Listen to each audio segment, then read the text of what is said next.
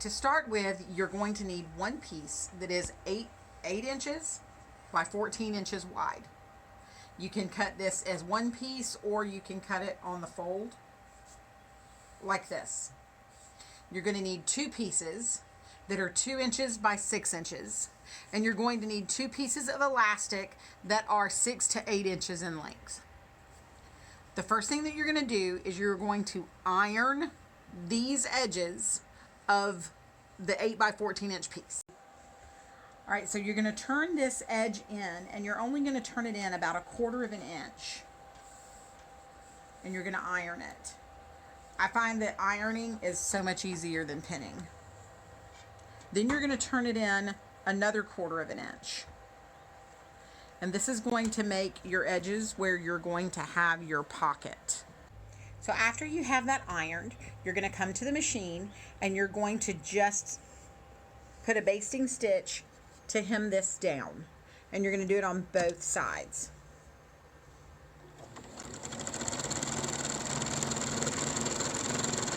This is the trickiest part of the whole thing. The first thing you're going to do is lay it end to end and then iron a crease that is at the center. The reason you want the crease here is because you are going to fold this end up just over that crease, and then you're going to fold this end just over that crease. And then you're going to iron the whole thing flat.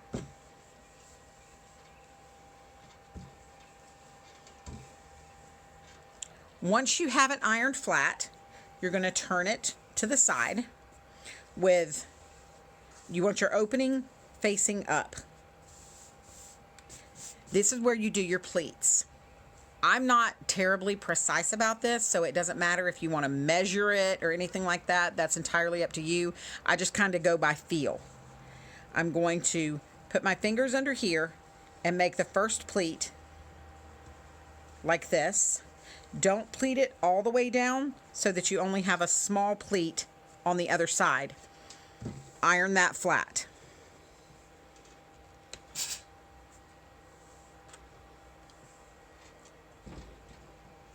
So see, you have a small pleat on this side. Then you're going to do the same thing again, coming up and making another small pleat. It's okay that you're covering up your opening. It will still open just fine. Iron that flat.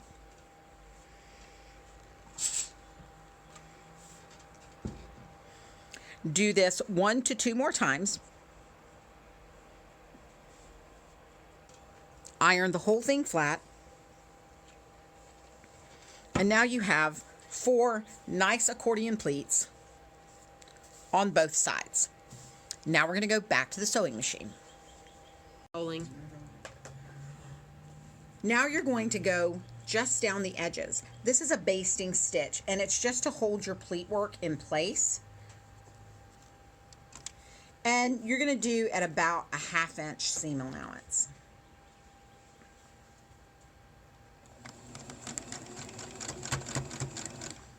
Be careful that your pleats don't get bunched up on you.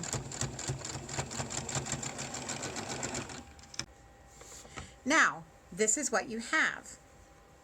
Notice that this is the back of your mask. This is the opening where you're going to put your filter. When you want to make it straight again, you just pull the sides and it goes back into its shape. This is the back of the mask that is going to go on the face. This is the front of the mask. It's very important that you have the front of your mask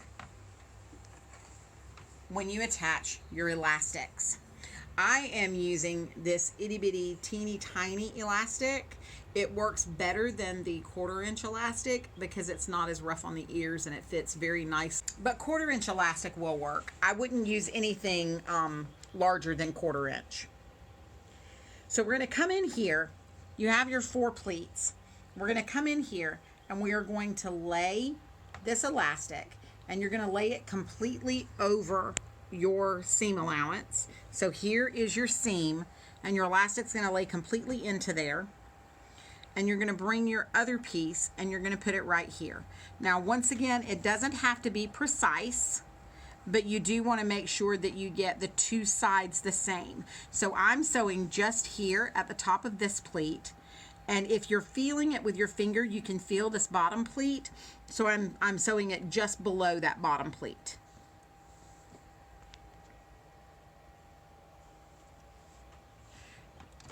You're going to start at the top, but when you get to the elastic, you're going to do a reverse over the elastic band to make sure that it's a little stronger. And then you're going to do the same thing when you get down here. It can be a little tricky sometimes to get the elastic underneath the presser foot, so you can just stop, raise the presser foot, place it down on top of the elastic,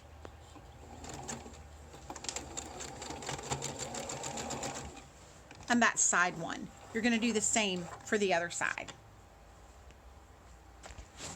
And reverse. Now, you're going to have these long areas. And the reason that you make them that long is because it's just really easier to get it through the machine. So you're going to come in here and you're going to trim this off just above the seam line. Do that on both sides. It makes it nice and even. Now this mask can be worn and used just like this, but we're going to take it one step further to make it a little stronger and sturdier and keep it so that you don't have any of these raw edges, so that when you throw it into the washing machine, it won't fray. So now you have these two pieces that we started at the beginning. You're going to take them, fold them in half lengthwise, and iron them flat. So here we are back at the machine. You have this piece here. You have the edge that is not on the fold and the edge that is on the fold. The unfolded edge is the edge that you're going to sew down. When you lay it down, you're going to want to kind of center it, because you'll see that it is much longer than what you need. However, we are going to fold this under. So flip it over, fold this up like this, and fold this in like this, and it is going to make a nice little turn for you to finish off this edge.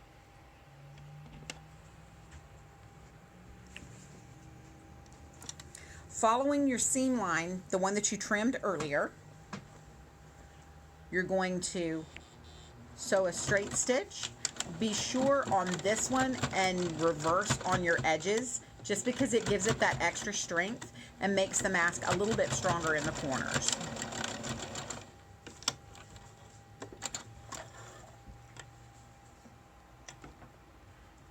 Now for the fun part. You take this and you flip it over, and it makes this nice little pocket pouch.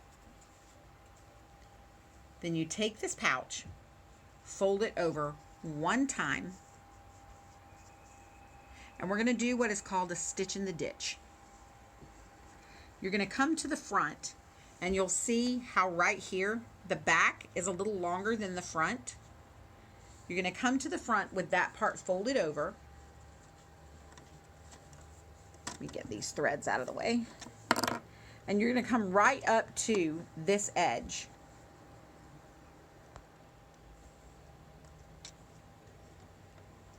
Put your needle in so that you know where you're starting, and that you're in the right position. And you're going to stitch right along this line to catch that back piece.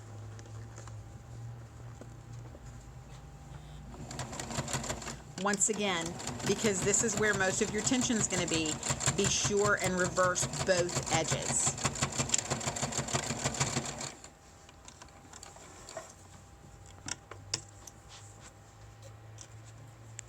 And that's what your finished edge should look like on the back.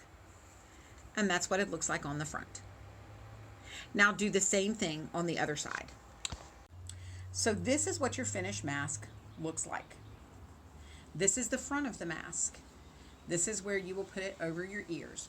But before you do that, open the pocket in the back. Take your coffee filter and cut off all of the fluted edges to give you a square about this size. Then you're going to tuck this inside the mask. It's okay if it doesn't go all the way to the corners, and it's okay if it doesn't lay perfectly flat. Tuck it in at the top and tuck it in at the bottom. Then grab your edges and pull. Press down with your hands, and you're ready to put your mask on. When you put it on your face, put it comfortably over your nose and then over your ears. Then pinch at the top and at the bottom and pull. The mask should fit snugly over your nose and under your chin.